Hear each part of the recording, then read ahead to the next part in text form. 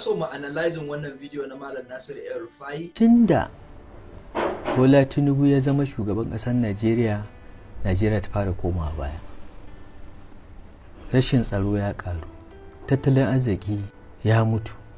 Da farko yan uwana yan kasa yan Najeriya, barkanmu da warhaka, barkanmu da sake saduwa a cikin wannan sa'i.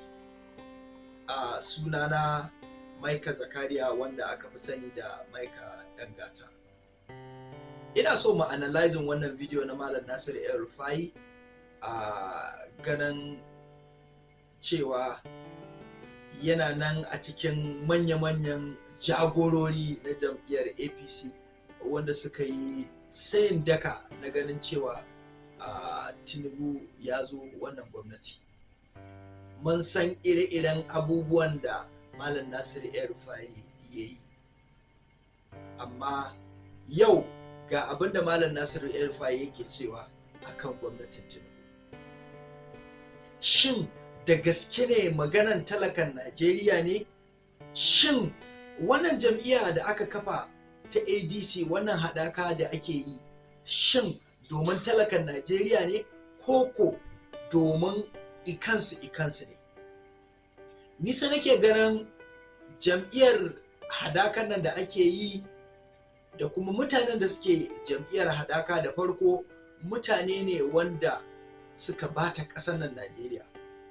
Atiku na cikin mutanen da suka bata ƙasa Najeriya, shi ma Elrufai yana cikinsu.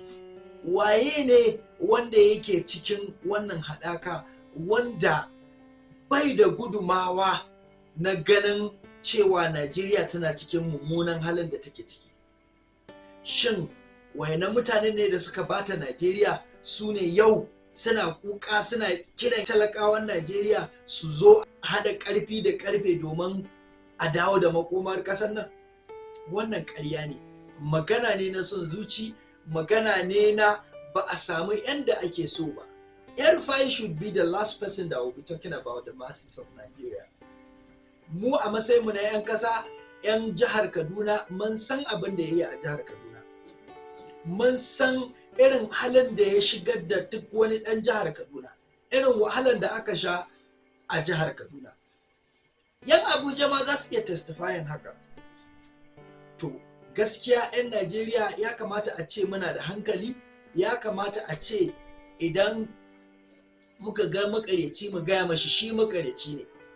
Idan da yau suna cikin cabinet na Tinubu, ba za su taba fitowa suna yakin Tinubu ba. Wannan maganan haɗaka da ba a yi da su. Siyasan nan ba maganan addini ba ne, magana ne ta interest. Kowa yana bin inda zai samu abin da zai iya samu ne. Sunana Maika Zakariya, wanda aka fi sani da Maika Dangata. Sai mun sake saduwa a wani sa'i.